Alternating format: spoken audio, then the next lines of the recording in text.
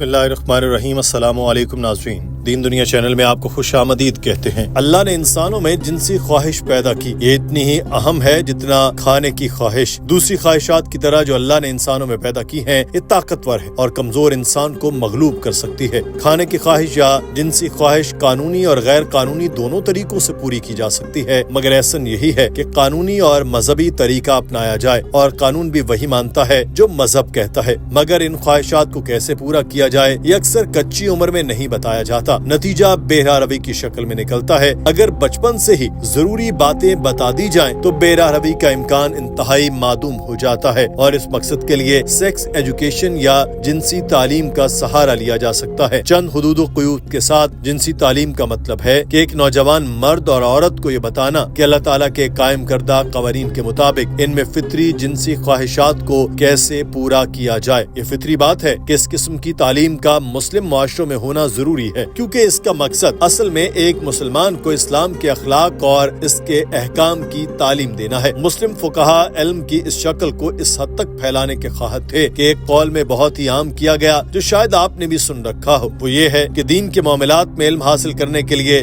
شرم و حیا کو اپنے راستے میں حائل نہیں ہونا چاہیے۔ اب اسلام اور دیگر مذاہب میں فرق یہ ہے کہ اسلام جنسی تعلیم میں بھی حدود و قیود کی پابندی لازم قرار دیتا ہے، جو مغربی معاشرے میں عام نہیں ہے، اور چونکہ مغربی معاشروں میں جنسی تعلیم کسی بھی نوجوان مرد اور عورت کے لیے زنا کی کھائی میں گرنے کو حلال بناتی ہے، اس لیے مسلمانوں پر فرض بنتا ہے کہ وہ اپنے بیٹوں اور بیٹیوں کی حقیقی جنسی تعلیم کے ساتھ پرورش کریں، جیسا کہ اسلام اور اس کے احکامات نے واضح کیا ہے۔ اسلام میں جنسی تعلیم نوجوان مردوں یا عورتوں کو دینی معلومات فراہم کرنے کی ایک شکل ہے، تاکہ وہ اس بات سے آگاہ رہیں کہ دین اور دنیا کے معاملات میں یہ تعلیم کیوں ضروری ہے۔ کسی بھی بہانے ان معلومات کو جنسی لذت کے حصول کے لیے استعمال کی اجازت نہیں ہے۔ ناظرین، اسی سے ملتا جلتا سوال ایک ملائیشین لڑکی نے ڈاکٹر ذاکر نائک سے کیا تھا، تاکہ اس سوال سے بھی وہ علم حاصل کرے اور ساتھ ہی وہاں بیٹھے اور سننے والے سب افراد کو بھی اس سے متعلق معلومات مل سکیں، کیونکہ اکثر لوگ یہ پوچھتے ہیں، شرم محسوس کرتے ہیں کہ ناظرین، اس لڑکی نے مائک پر آ کر کہا کہ میرا سوال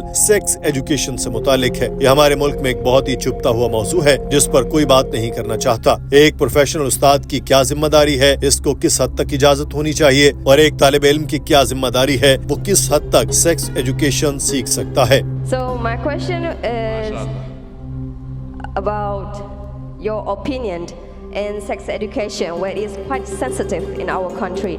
So in your opinion, doctor, if the subject had been healed, what is the duty of a Muslim as a professional other than just teaching? And also, what is the duty of a Muslim as a professional, as a student? That's my question. Thank you, doctor.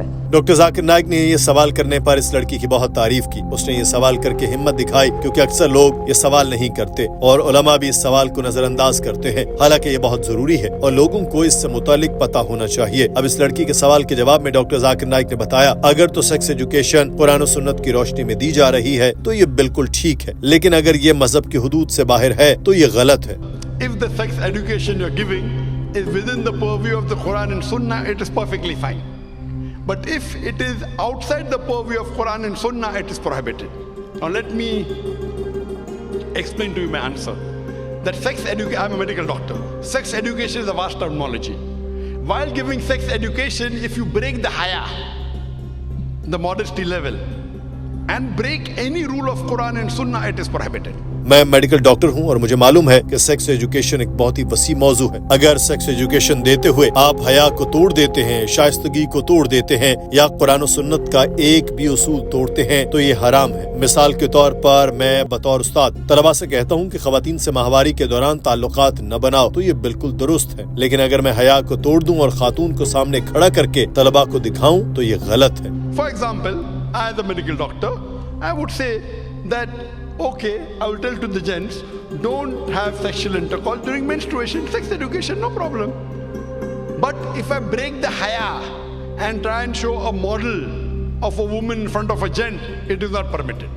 So as long as you do not break any ruling of the Quran and Sunnah and then impart the education, no problem. Doctor Zakir Naik ने उस लड़की को बताया कि जब तक आप sex education देते हुए कुरान और सुन्नत को मरहूज़ खातिर रखते हैं कोई मसला नहीं, लेकिन जहां आप एक भी मजहबी या शरई उसूल को तोड़ दें तो ये उस्ताद के लिए पढ़ाना हराम है और तालिब इल्म के लिए सीखना भी हराम है। अगर आप मगरबी मुआशरत की सेक्स एजुकेशन की बात करें तो इसका बेशतर हिस्सा हराम है। If you break any rule of the Quran and Sunnah, it is prohibited for a teacher to teach, it is prohibited for a student to learn. Hope that answers the question. It's a generic answer.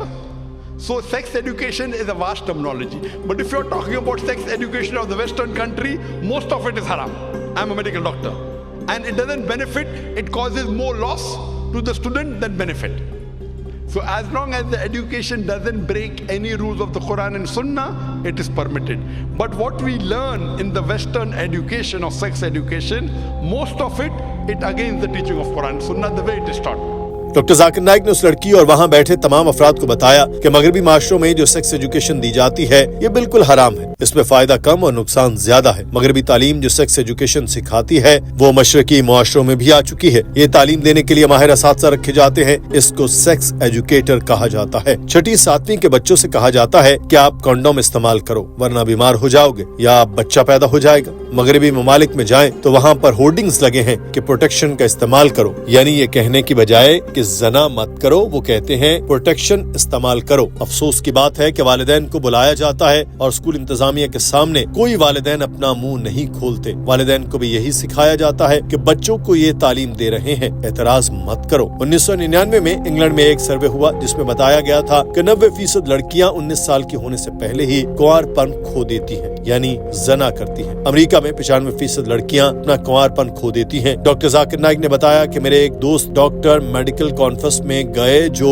Mumbai में हो रही थी, उसमें बताया गया कि मुंबई में 70% से ज्यादा लड़कियां स्कूल से फारिग होने से पहले जना करती हैं। मुझे यकीन नहीं हुआ कि मशरकी माशरे में ऐसा होता है, यानी 10 में से 7 लड़कियां ये काम करती हैं। ये चंद साल पहले की बात है। सोचने की बात है कि हम बच्चों को क्या सिखा रहे हैं। इंग्लैंड में बॉयज या गर्ल्स और मिक्स स्कूल्स के दरमियान एक सर्वे किया गया। इसमें नतीजा आया कि जिस स्कूल में सिर्फ लड़के या सिर्फ लड़कियां पढ़ती हैं इनके तालीमी नताइज जबरदस्त आते हैं और को एजुकेशन में इम्तहानी नताइज कम अच्छे होते हैं। स्कूलों में बच्चे रेस लगाते हैं कि कैसे अपने मुखालिफ जिन्स को मुतासिर करें। इसलिए इंग्लैंड हुकूमत सोच रही थी कि ज्यादा सिंगल सेक्स स्कूल खोलें, यानी वो इस्लाम की तरफ आ रहे हैं। और यहाँ मुसलमानों का ये हाल है कि हम को एजुकेशन स्कूल खोलते जा रहे हैं। उम्मीद है मुसलमान मुल्कों की हुकूमतें इस चीज पर सोचेंगी और सेक्स एजुकेशन को मगरबी मुआशरत की तर्ज पर फैलने से रोकेंगी। नाज़रीन, आज की वीडियो के बारे में आपकी राय क्या है? कमेंट सेक्शन में जरूर आगाह कीजिए। अपना ख्याल रखिए। अल्लाह हाफिज।